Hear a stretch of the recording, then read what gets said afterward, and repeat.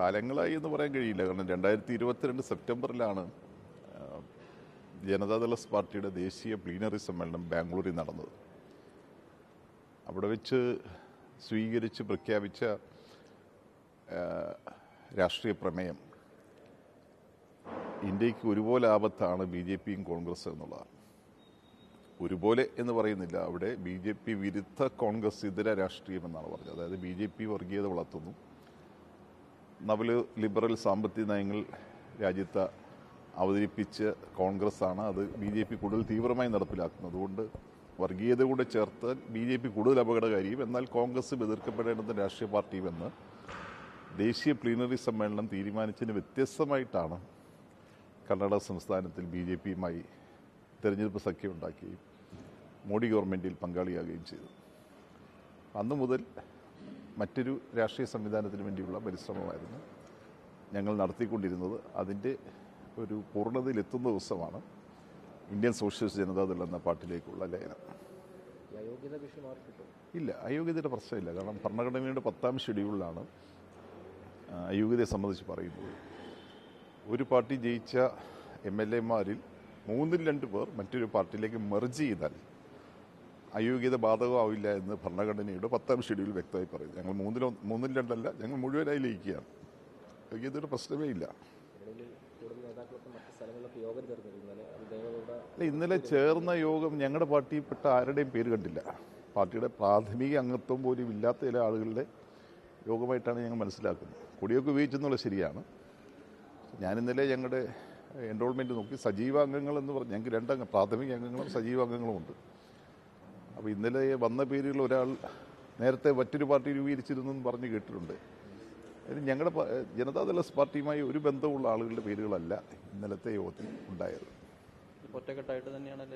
ഒറ്റക്കെട്ടായിട്ടാണ് തീരുമാനമെടുത്തത്. ചില വ്യത്യസ്ത ഭിന്നസ്വരങ്ങളൊക്കെ ഉണ്ട്. മറ്റൊരു പാർട്ടിയിലേക്ക് ലയിക്കുന്നൊരു കാര്യമായതുകൊണ്ട് പാർട്ടി അച്ചടക്കത്തിൻ്റെ വാളൊന്നും നമുക്ക് എടുക്കാൻ കഴിയില്ല.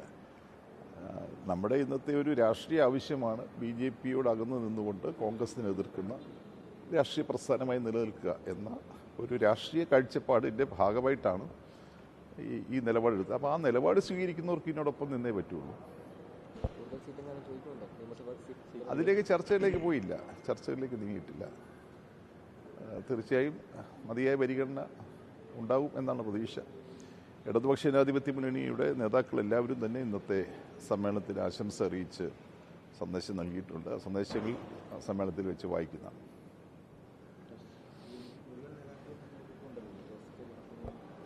ഞങ്ങളെല്ലാവരും കൂടി ഒരുമിച്ചെടുത്ത തീരുമാനമാണ്. വ്യത്യസ്തമായ ചില വാർത്തകൾ മാധ്യമങ്ങളിലൂടെ കണ്ടു. ഞങ്ങൾ എല്ലാവരും ഒരുമിച്ച് നിർത്താനുള്ള പരിശ്രമമാണ്. കാരണം ഇതൊരു രാഷ്ട്രീയ പ്രശ്നമാണ്.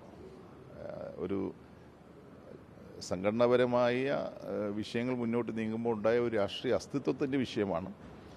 അപ്പോൾ എല്ലാവരും ഒരുമിച്ച് ഉണ്ടാകണമെന്ന് തന്നെ ആഗ്രഹം. ഒരുമിച്ചാണ് തീരുമാനങ്ങൾ ഇതുവരെ എടുത്തിട്ടുള്ളത്. ഉണ്ടാകും എന്ന പ്രതീക്ഷയിലാണ്.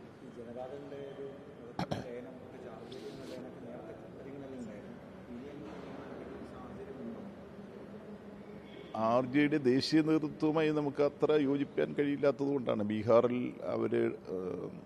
അവർ നമ്മുടെ സഖ്യകക്ഷി ആയതുകൊണ്ട് അതിൻ്റെ നേതൃത്വത്തെ ഞാൻ പരസ്യമായി ആക്ഷേപിക്കുന്നത് ശരിയല്ലല്ലോ. എന്നാലും ലാലു പ്രസാദ് യാദവിൻ്റെ അടക്കമുള്ള നേതൃത്വത്തിനോട് ഞങ്ങൾക്ക് അത്ര യോജിക്കാൻ കഴിയുന്നില്ല. അല്ല, അവരതിൻ്റെ ഭാഗമാണല്ലോ. RJD ഇപ്പോൾ നേരത്തെ അവർ LJD ആയിരുന്നു. അവർ LJDയിലായിരിക്കുന്ന സമയത്ത് ചില ലയന ചർച്ചകളൊക്കെ നടന്നിരുന്നു. പക്ഷേ അവർ LJDയിൽ നിന്ന് RJD ആയതിനു ശേഷം ആ ലയന ചർച്ചകൾ നിന്നുപോയി. ഉണ്ട്, സോഷ്യലിസ്റ്റുകൾ ഒന്നിച്ചിരിക്കണമെന്നുള്ളതാണ്. ഇന്ത്യ രാജ്യത്ത് സോഷ്യലിസ്റ്റ് മുന്നേറ്റത്തിന് വലിയ പ്രാധാന്യം ഒരു കാലഘട്ടത്തിലുണ്ടായിരുന്നു. ഇത് ഛിന്ന ഭിന്നമായി പോയതാണ് ഈ ഒരു പ്രയാസം. 1977 ജനതാ പാർട്ടി എന്ന പാർട്ടി രൂപീകരിച്ചപ്പോൾ സോഷ്യലിസ്റ്റ് പാർട്ടി അത് ലയിച്ചു ചേർന്നു. ജനതാ പാർട്ടി ചേർന്ന കൂട്ടത്തിൽ പഴയ ജനസംഘവും സംഘടനവും ഒക്കെ ഉണ്ടായിരുന്നു.